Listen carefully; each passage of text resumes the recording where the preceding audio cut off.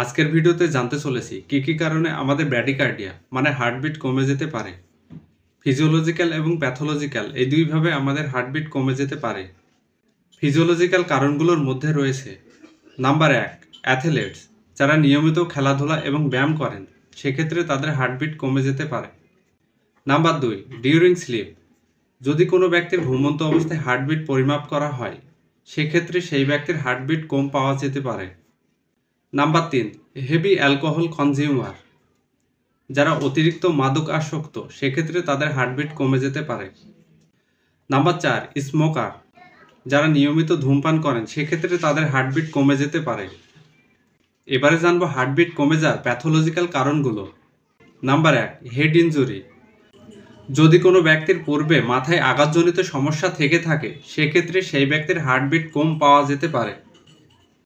Number 2, hypothyroidism যদি কোনো ব্যক্তির হাইপোথাইরয়েডিজম ডিজিজ থাকে সেক্ষেত্রে সেই ব্যক্তির হার্টবিট কমে যেতে পারে।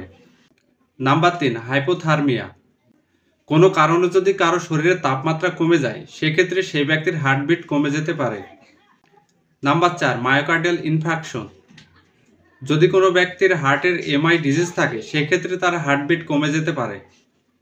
নাম্বার 5, ড্রাগস কিছু নির্দিষ্ট মেডিসিন সেবন করলে সেক্ষেত্রে আমাদের হার্টবিট কমে যেতে পারে, যেমন হাইপারটেনশনের মেডিসিন। তো বন্ধুরা, ভিডিওটি গুরুত্বপূর্ণ মনে হলে অবশ্যই একটি লাইক করে দেবেন আর একটি শেয়ারের মাধ্যমে অন্যান্য বন্ধুদের দেখার সুযোগ করে দেবেন। ধন্যবাদ।